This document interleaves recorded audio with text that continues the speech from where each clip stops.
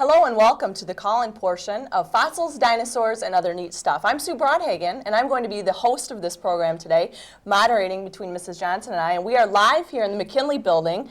And so if you were to come down here, we are sitting here right now. This is exciting. We're making history. This is the first type of program, this type of program that we've done here at Channel 6, where students, I know you're all watching out there, and you're going to have the opportunity to call us. And that number is 984-6621. So we invite you to, we've got our telephone operator standing by right now, so call 984-6621. At this time, I'd like to welcome Mrs. Gail Johnson for coming to our studio here today. Thank you. Glad to be here. Answer our questions, and I think we've learned a lot in the last 35 minutes about paleontology and fossils and other neat stuff, an original title. I certainly hope so. We'd invite you, like I said, please call 984-6621. You know, in the video segment, I know you've been very busy removing some bones, a bone here from a jacket, and we'd like to talk about that a little bit. If you remember the little round, almost softball-sized jacket that I had, and I told you that there was a tail vertebra in there from the Styracosaur. The bone is now out, has been hardened, cleaned and hardened. If you look very carefully, you should be able to see that arch where the spinal cord runs, and this bone is ready. Even though it looks a little rugged, this bone is ready to go back to the museum. When it's at the museum, they will add this neural spine or neural process to the bone. I can't do that because there isn't any bone for me to attach it to. They'll have to do it through sort of a putty system, or almost like using Play-Doh. Well, it's a good thing I have that hardened, isn't it? Sure yes. Is. Let's talk about, you know, I as I'm watching the video, I'm thinking, you must have a lot of patience. It does take a lot of patience, but it is also very relaxing to work on the dinosaur bones because you really focus in on them. It's the closest I can think it would be like making jewelry, or maybe a watchmaker. A person who likes to do that kind of concentrated work would like to clean fossils, prepare. How long did that take you to remove it from the jacket and harden it and all the things that you do? And all the things, clean it off a little bit at a time. Let's say certainly 20 hours. 20 hours. But you know, it's at the end of the day often, and I sit there at my lab table and work in the evening. All right. Well, it's like I said, I wouldn't have the patience, but I admire you for that. You know, I came up with a couple questions of my own that I was curious about in watching this, and I'd like to learn more about dinosaurs now. And if someone from Port Huron or St. Clair County who's watching right now would like to see a good exhibit, where would you recommend that around here or somewhere close that they could go see a good dinosaur exhibit? Most good dinosaur exhibits, of course, are out west where the dinosaur bones are found. The most fabulous one, of course, many of you know, is in Drumheller, Alberta, which is a long way away, an hour north of the Montana border. They have a $30 million dinosaur museum that's incredible if any of you get out west. But here in the Midwest, there are really two. The Field Museum in Chicago has some very good material, and they've just redone their dinosaur exhibit. And the Toronto Royal Ontario Museum, which is ROM Museum in Toronto, has truly fabulous material from the same area that this bone came from. Okay. Well, Toronto, that's 3.5 hour sure. drive. So, and Chicago isn't that 5.5 hours. Not right. that bad. Mm-hmm. So that's certainly within reach of us here. Yeah. The other thing I'm thinking is you've done a lot of traveling. You've been to Bozeman, Montana since 1989 every summer, I believe. Yes, I've gone to Montana all through the state. Okay. What are your plans for this summer? Well, we just have solidified plans for a dinosaur dig in the Badlands of course, the Badlands of Utah, and it's 12 miles down some dirt road where we have to take four-wheel drive vehicles and are going to work off of a cliff face, and we're going to work on Utah raptor, which is about the size and type of the last, what they called a velociraptor in Jurassic Park, ankylosaur, and an iguanodontid. I believe it'll be camptosaur. All right. So Sounds I'll bring some interesting. slides back from that. All right. You know, an interesting thing, I'll bring it up. We've got calls coming in. I'm excited about that. But you mentioned that you know a man whose character was based on from the movie Jurassic Park. Yes, Dr. John Horner. In fact, as the movie opens, they show a a sort of pretend mock-up, I guess is what you'd call it, of the camp that we worked in. And the only, of course, joke is, if you remember the beginning of Jurassic Park, they take a brush and sort of just brush off the matrix to expose the bone. Yeah, right. Believe me, that's not what it's like. No. No, it would take a week to expose probably the bone that they exposed in that movie. But right. yeah, Well, Dr. Horner. Certainly a huge hit. Well, you know, let's take our first call. Fine. Okay, we had Jessie call from Indian Woods, and she or he, I'm sorry, is in Mrs. Emery's class. And her question, or his question, excuse me, are bones put in jackets right after they come out of the dirt? Actually, they are put into the jacket right before they come out of the dirt. That is, the bone is exposed but still attached to the dirt, let's say, the matrix. It's really rock, sandstone, limestone, or siltstone. You've exposed part of it, and then what you do is you tunnel underneath so that the preparator doesn't hurt the bone, so that you don't get too close, so the preparator can do a good job with the bone. Then it's covered with paper towel, then plaster, then they tunnel under and lift it out, pop it out, and then plaster the top. Wow, and that material that goes around is just like I broke my arm one summer, and it's cast material. It's exactly like the cast that we used to have. Today we have those fiberglass pink and purple and black casts, but like the ones that many people have had in the past. Great. Those just plaster of Paris casts. Same thing. Yeah. Well, let's take another call. Adam called from Indian Woods, and he is in Mrs. Young's class. He has two questions, actually. What is acetone made out of? Let's address that first. I don't know what acetone is made of. It is that chemical that most popularly, it's nail polish remover is made with acetone. Okay. It's a chemical. It's quite strong, and you're not supposed to breathe it. And so that's why I often work outside or near a door with the door open. Sure. Okay. Adam's second question is, do you have to have extra schooling to do what you do? If I were to be a professional paleontologist, I would need an undergraduate degree, my first 4 years of college in something like biology or geology in a school that has paleontological courses. Then I would have to go on and get a master's degree in some form of paleontology. I'm an amateur. I started this too late. I started in 1989. I already was teaching college. I was teaching English. So I have done my study through books and through some of the societies I belong to, and I've taken training. I have not taken college work in paleontology. I would if it were offered in this area. If I lived in Montana, I'd have a paleontological degree right now. Does the University of Michigan or Michigan State or something like that Yes, offer they do. degrees? University of Michigan has some paleontological courses. Very few people can take a paleontological major. It's usually geology or biology with paleontology courses given. Okay.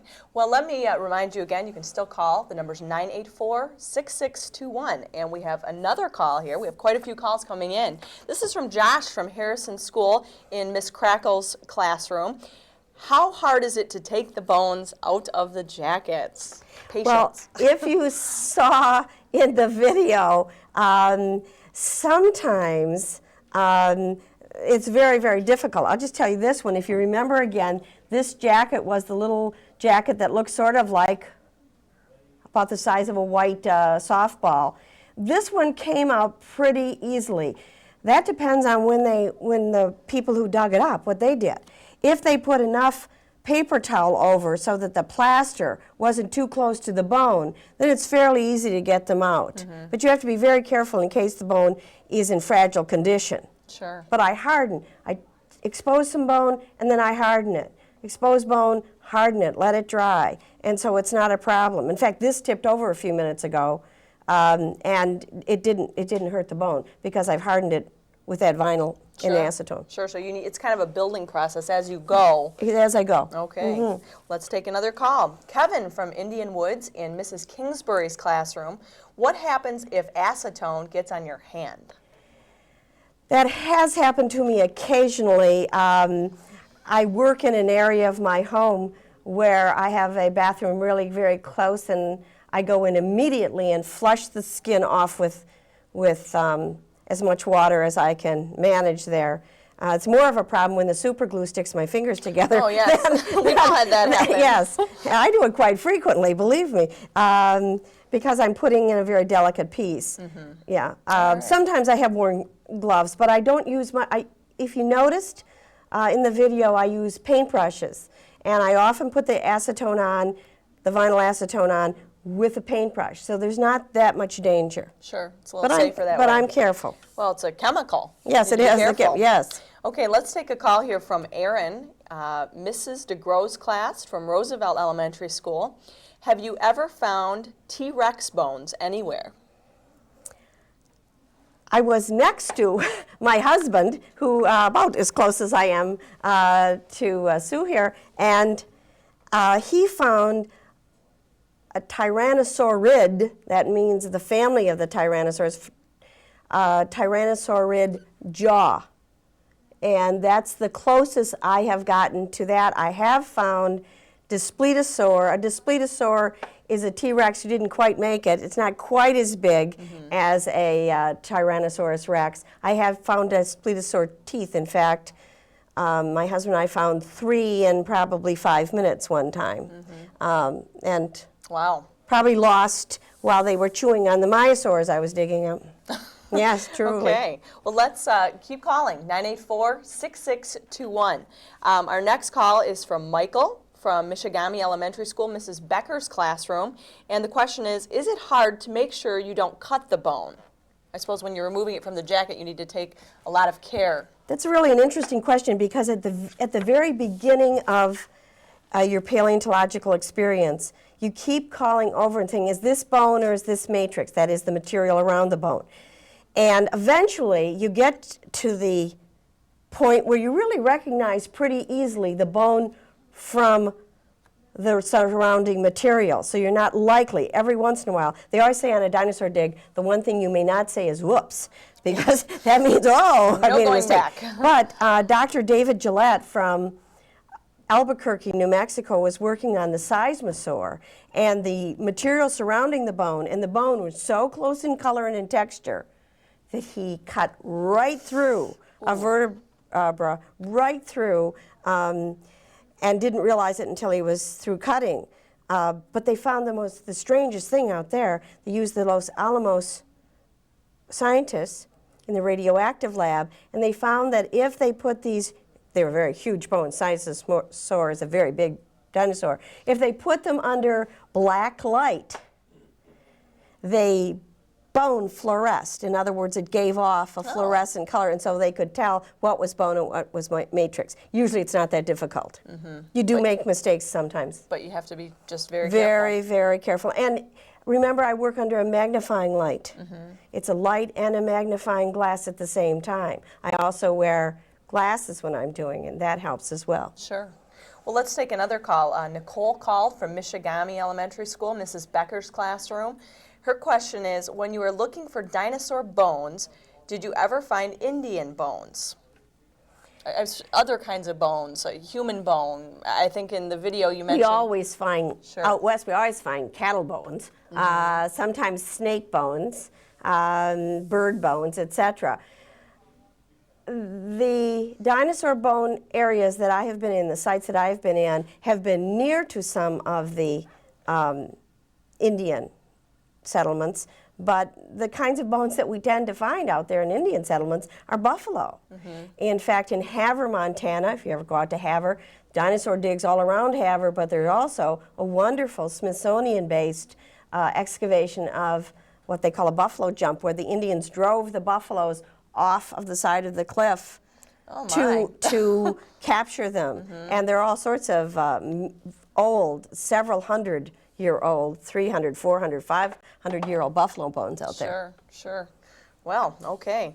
Another call. Travis Woodrow Wilson Elementary School, Miss Clark's classroom. The question is, actually a two-part question. Are there any dinosaur camps that younger people can go to? Maybe our elementary students who are watching, it sounds like they're developing an interest in going to these camps. There is a Camp Makla, named after the paleontologist Bob Makla, at Montana State University, well actually out at Choteau, through Montana State University, does have a children's session where parents have to go as well. It is not inexpensive to go to a dinosaur camp. You have to pay a lot of money. The camp has to pay a lot of money to the paleontologists who are overseeing that, and it's relatively expensive. But if you're really, really interested, you could contact Museum of the Rockies, Montana State University, Bozeman, Montana, and ask about their program. That would be a lot of fun. It would be a lot of fun. Travis's second question is, have you ever found a pterodactyl bone? No, I have not found a pterodactyl bone, but I hope to. I've got an offer to go work on mosasaur bones through a young man I met out at Museum of the Rockies and in Kansas, in the chalk beds of Kansas, and there are pterosaur bones, all sorts of pterosaur bones. There are many kinds of pterosaurs, pterodactyls being just one of them. One of the problems, though, as a preparator, is that the bones are very, very tiny. And because these, after all, flew, very, very light bones, and I'm not sure I'd be perfectly happy to dig them up, but I imagine it's very delicate work. Sure. Is it probably like a chicken bone or something? Is it that? Probably lighter than that, lighter. Oh. because longer and thinner. You know, chickens don't have to do much flying. That's true. They don't have to fly any great distances. Pterodactyl bones are more elongated. Okay. And some of them are tiny. Sure. Well, let's take a phone call here. Actually, I can tell these calls are coming right from this building, the McKinley Elementary School. The first question we'll take is from Mrs. Joan Fleming's class. And Mrs. Joan Fleming and her class were in the studio and did the other Hello, portion. class. Hello. Yes. We had a good time that day. This question is from Brandon, and he said, do you have any more information on the Utah raptor? Well, that's These exactly. students are smart. Yes. How do they know all this? This, I've never had a dumb question asked, by the way, just in That's case right. you're interested. Good point. That's what I'm going to spend the summer doing. I'm going to spend 2 weeks this summer trying to take out most of the Utah raptor that we're working on out there. And so I'll know a lot more next fall when I come back. One of the things is they did find skull material, and that's very, very important. The skull, like our skull, is made up of several pieces, and they tend to be relatively light pieces, and sometimes it's hard to find jaw material, and they have a lot of skull material, and they have a lot of skull material, so when they get that together, it'll be really interesting. But we do know it is bigger than the velociraptor. It's about the size of the dinosaurs that were chasing the children around in the kitchen at the end of Jurassic Park. Yes, big. Wow. Scary. Okay. Yes. Nasty claw. Oh, they have 4 claws they have found, so we have at least 2 dinosaurs. Wow. Yeah. Okay, Mrs. Duman's class, Crystal has called. How did you become interested in this? I think we touched on that a little bit at the beginning. My husband was interested in archaeology. We went to Europe many times, Greece, the Mediterranean islands, looking at digs for archaeology, that is, human habitations, etc., pottery, walls. And I was always interested in the digs. When we went out west about 10 years ago, we went to Dinosaur National Monument, where they have a fabulous dig. You must go there, Vernal, Utah, if you ever get a chance, and outside of Vernal, Utah. And I became very, very interested, and shortly thereafter, my husband saw an ad or an article in the Wall Street Journal. That's sort of improbable, isn't it? For Camp Makla at Montana State University, and then that's how I started this. Wow. We are just being overwhelmed with calls. That's exciting. Let's move along here. Shane from Mrs. Stout's class. Did you ever work on any big dinosaurs like Tyrannosaurus Rex? The biggest dinosaur that I have worked on, I'm trying to think of what, it's probably the Maiasaur, where the tibia, the leg bone, probably about 3 feet or more in length. I have seen all the T-Rex bones out at Montana State University. They're not all that big. Remember, theropods have to go after their kill, and so they can have really heavy bones. They have long bones sometimes, but not as heavy as you would think. Okay. Okay, Zach from right in this building again, the McKinley building. Do you think dinosaurs are warm-blooded? Well, Dr. John Horner, who I've worked for a number of years, is working on that question along with other paleontologists right now. They don't really know, but for instance, when they examined the growth plate in the arm, forearm of a myosaur, young myosaur, they compared it with a modern chicken, a modern dog growth plate, a modern monitor lizard. And it came almost identically close to the chicken. Chickens are warm-blooded animals. It did not have a growth plate that looked anything like a mammal or anything like, certainly not at all like the monitor lizard, which is cold-blooded. So there is even some belief, and some paleontologists think some were warm-blooded, some were not. Some think maybe they were warm-blooded in the early stages. Really? They just don't know, but Still there are working on that. lots of indications that they were warm-blooded. Okay. Jimmy from Harrison School, Mrs. Weiss's classroom.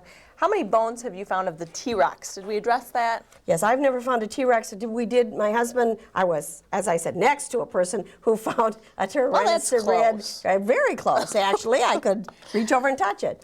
That was exciting, by the way. I bet. Okay. Ben, Harrison Elementary School, Miss Cook's classroom. What is hardener made of? Boy, they want to know what's in these chemicals. This is kind of tough. Well, it really, this is really quite simple. The hardener are little tiny vinyl beads called vinac, and they have different numbers depending on what kind of material you're going to put them in. And they just dissolve vinyl in acetone. The acetone then evaporates away, and because the acetone was dissolved, it entered the bone, into the bone, penetrated the bone, and by the way, as it evaporates, you have to not touch anything because it can get very fragile, and it leaves the vinyl bead, which is dissolved, it leaves the vinyl in the bone, and that's why it's slightly shiny. You see that slight shine. Obviously, bones don't have a slight shine normally, but that vinyl beads have dissolved and penetrated the bone, and that's why it's hard. Okay. All right. Another caller, Jimmy, Harrison Elementary School, Miss Cook's classroom. Again, what is the biggest dinosaur fossil, they say, you've ever found? The biggest bone, I suppose. The biggest bone. They're really interested in these huge the size, things. huge. Yeah. Yes. You know what I'm really more interested in? I'm more interested in small ones. In fact, I would like to do only vertebrae because I find them interesting and I can do them quickly. I found a really large myosaur vertebra that must have been from a really large myosaur. Okay. And I've seen some really good-sized bones. Sure. Here's Nothing huge. Here's an interesting question from Josh from Harrison, from Mrs. Cook's classroom. How many bones have you prepared? It's quite a few, I bet. How many years have you been doing this in your home? Probably about 4 or 5 years in my home, 4.5 years. Upwards of 30, I would say. I made a mistake when I was talking a few minutes ago. A year ago, last summer, I went out to Livingston, Montana, and I did work on a Camarasaurus shoulder blade, and that shoulder blade took me the whole week and was about the size of a third of this tabletop. Well, that's big. The shoulder blade, yeah, it was huge, huge. That's the biggest one. And the museum that's a diplodocid, something like an apatosaurus. The museum actually, they just ship you these via UPS or something. Yes, in a great big trunk. That's why I get a lot of small bones, and I prefer working with small bones. Sure. In fact, I should have brought them. This last time I got styracosaur teeth. Oh. Yes. So wow. that's interesting to work on. Okay. I'm going to take them to my local dentist and show them to him. Oh. See if he can That's help me. a little different. Yes. Okay. Monica called Harrison Elementary School, Mrs. Peterson's classroom. If you find a dinosaur egg, will you find a baby dinosaur in it? Wouldn't that be something? Occasionally, probably once in every maybe 100,000 or so, would you find a whole egg with the dinosaur in it. The big news last year was they finally found one of the, what they've been calling Proceratops eggs for about 50 years. They finally found one of the eggs that had an embryo in it that was just about ready to crack out. Oh my goodness. Yes, so it was whole, all the bones were in great shape, and they were a little embarrassed to find that it was an oviraptor. It was an egg-eater embryo. It was not a Proceratops. So when you see books that show you Proceratops eggs, Protoceratops eggs, you're really seeing oviraptor eggs. Well, they don't. They certainly, they weren't around. No. They didn't know. Well, one of the things that happens, of course, is the egg must be kept in order for it to hatch, for the embryo to develop. It has to have oxygen exchange. So if the egg nest gets flooded early, or if it gets maybe a mudslide or something, then of course there might be egg in there. They're egg yolk kind of thing, but that's hardened. But there are no embryos. You'd have to get an egg right before it was ready to hatch. Sure. Well, but they do occasionally. Wow, that'd be interesting though. Okay, let's take a call here from Dawn Harrison, Mrs. Peterson's classroom. What would happen if the bone broke before they put it in the jacket? I suppose they are already broken, aren't Oh, they are broken. Okay. They are broken in many pieces, in fact, typically. Well, this maybe, one. yeah, how many pieces are in that you had to Well, assemble? A lot of little chips. This happens to be in pretty good shape. I can see on this side of the bone alone, I can see 1, 2, 3, 4, 5, 6, 7. On that upper part, I can see at least 7 pieces of bone that I had to clean. You have to clean in between because the dirt and the roots and the rock get in between the pieces too. And then you have to put them back together. Well, I think what I'm learning is if you want to be a paleontologist, you better have patience. You better have patience. If I could only find this picture of that I wanted to show you of a... Well, let me talk about that real quick while she's looking. We have a few books here on the set, and one thing I would like to say is a thank you to Dorothy Harris at Harrison Elementary School's Media Center, and she provided us with all these great animals on our set and this great poster, and I'd just like to thank her for doing that. There's also, teachers, in your packet that was sent out to you, a listing of recommended books and videos, some available in the Learning Resource Centers right here in the McKinley Building, and some books that are probably available in your media center. So take a peek at those, and maybe you could do some follow-up type education on that. So let's move on. You didn't find it, huh? Well, the eyewitness book, I was looking for the one on dinosaurs. This is the fossil. I was hoping there is a picture in the dinosaur eyewitness book of a baby myosaur in the shell. By the way, it took the preparator a year to do that. Oh my. So look in your library, you'll probably find it. Sure. Okay, Alicia called Harrison Mr. Borgman's classroom. Did you ever drop or break a dinosaur fossil? Well, I just dropped this one a few minutes ago They're pretty on the hardy, table. though. But I wasn't too worried about it. I've broken pieces off. Boy, they're really trying to get you here. Yes, I have broken pieces So off. yes, it happens. Don't tell the museum. Okay, no, we I won't tell. have broken pieces off. I find them and put them back, though. Yes. Okay, let's move on. Ashley, Mr.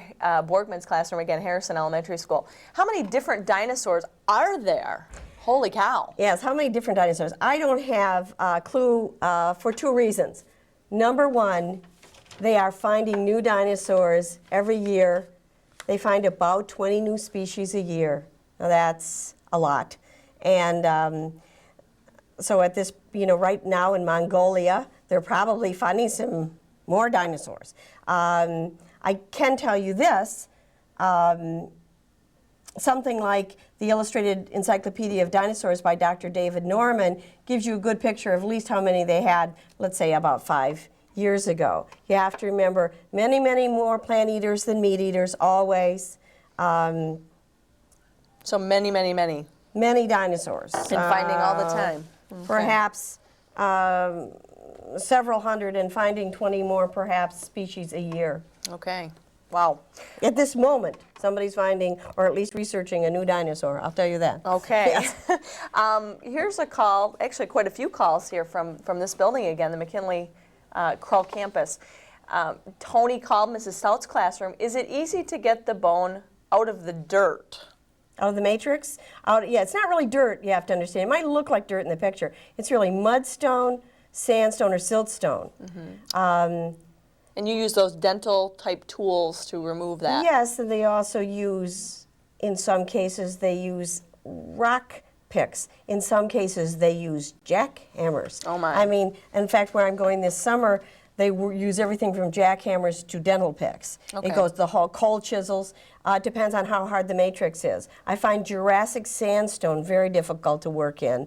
What does the word Jurassic mean? It means the middle of the three periods, the dinosaur periods. The Triassic was the early one with very few dinosaurs, only at the end. Jurassic, which was the middle period, and featured mostly the huge diplodocids, those things like Brontosaurus, Apatosaurus, Camarasaurus, etc. And then the Cretaceous is the last period. Okay. I prefer working the Cretaceous because it tends to have softer rock to get the dinosaurs out of. I don't know why.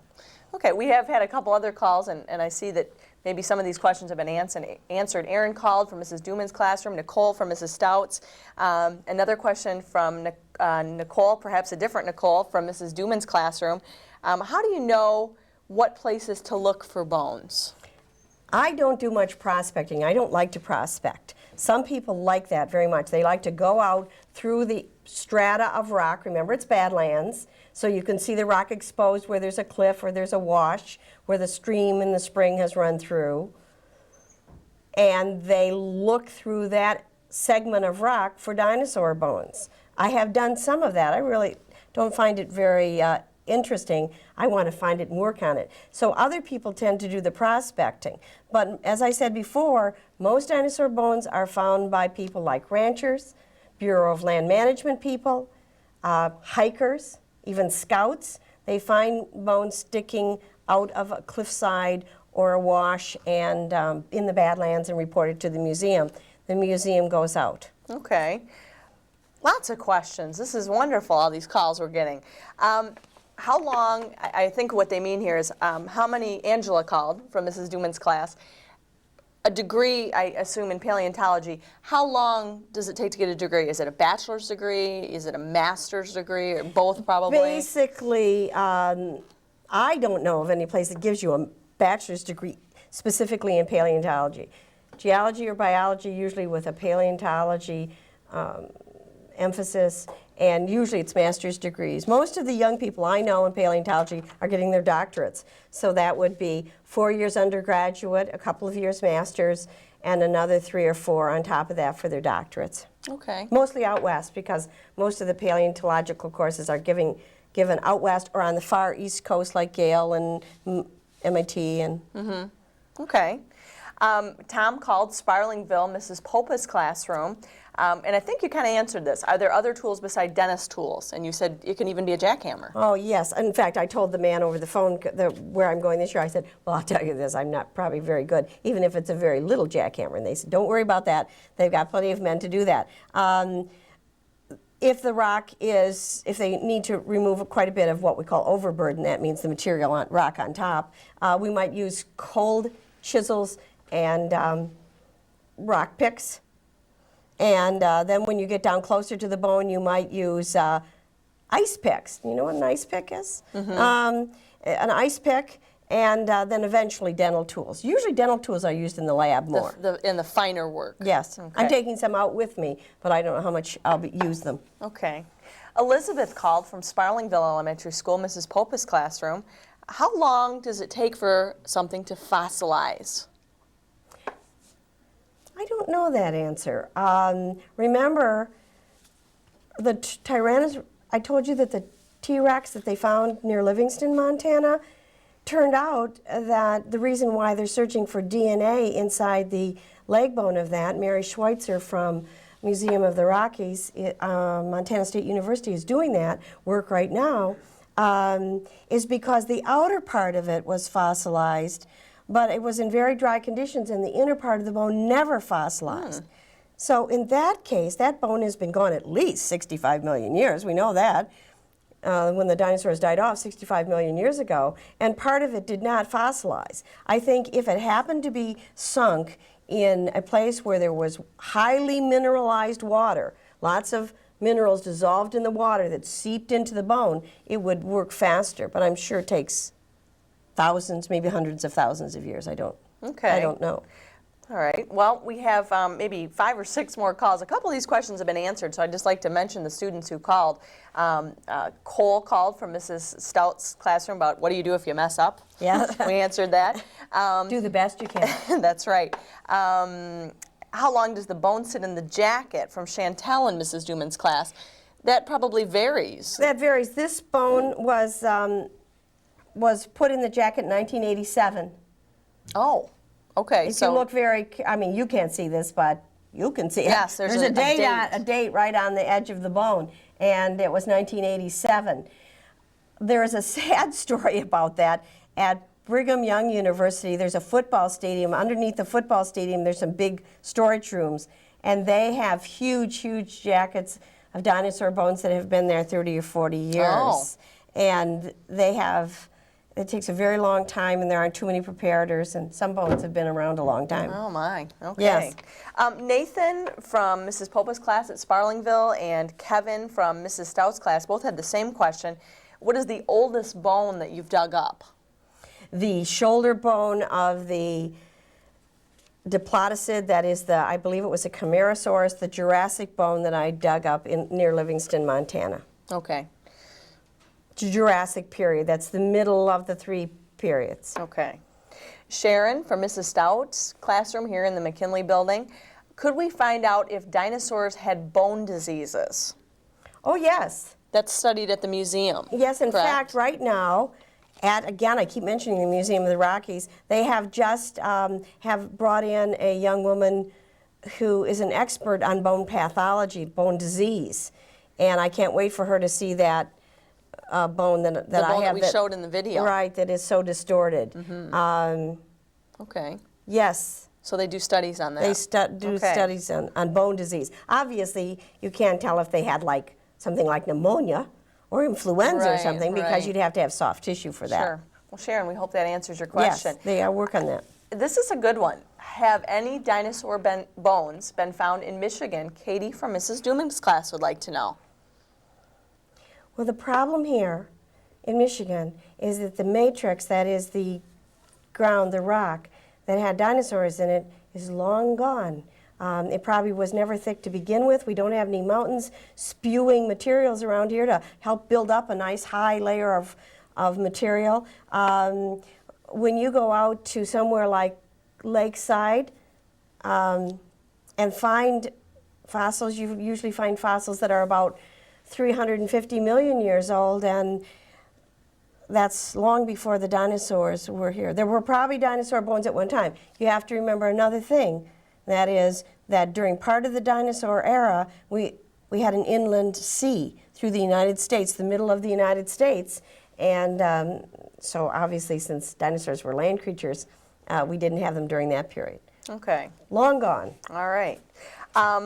Just touch on, I think we've kind of answered these. Howie from Mrs. Stout's classroom, he's saying, how do you put the bones together in the museum? Now, actually those big museum, that when we go to museums and we see the big skeletons, those aren't really these bones, are they? Well, the older ones are. If you go to a museum and you see the bones being held up by great big thick cable and great big thick wires, you know you've got original bone. They're real. They're real. Today, they would do an exact cast, and believe me, you cannot tell the difference between a good fiberglass cast and the bone, because in order to mount the bone, they have to destroy part of it, and they don't want to destroy the scientific evidence. Sure. So now they are doing perfect, I mean, absolutely perfect fiberglass casts and mounting those. Okay. And the last question, Amanda from Mrs. Duman's class, have you found bones that belong to a dinosaur that made a whole skeleton? I assume that you may not know that. They go back to the museum and then hopefully they have the other pieces. They sometimes when they are on a dig, for instance, the Tyrannosaurus Rex at Livingston, Montana, they found everything but a small section of the tail, and they found it right there in the ground. I have not been lucky enough to do that. I did work in some places where I have seen bone that was connected. Not literally connected, but I mean in the next rock or in the next part. The one at the Camarasaurus out at Livingston, Montana, they were going farther and farther into the hill and about to get the skull out when I left. Oh, exciting. Yeah. Well, you know, we've just been overwhelmed with phone calls, and I'd like to thank everybody for calling in. I think we're gonna start wrapping up here. A couple things I'd like to say. Teachers, we did send an evaluation form out. Please send that back. I'm sure there's some things that we can improve on, and tell us if we did some things right. This is our first attempt at this. There's also, of course, enclosed was a fossils worksheet that I would like to thank Mrs. Joan Fleming for developing. She's right here in the McKinley Elementary School, and a lot of the information that was contained in today's program will be, you should be able to answer this on this worksheet. But we encourage you to also check out the recommended books, and I'd like to thank Linda Weaver from the Learning Resource Center for assembling that for me. And other than that, I'd like to thank you, Mrs. Johnson. She's really helped me out, and we've done a lot. It was a pleasure. We've learned a lot, and we've done this together. So on behalf of everyone at Channel 6, I'd like to thank you and have a great day. Thank you.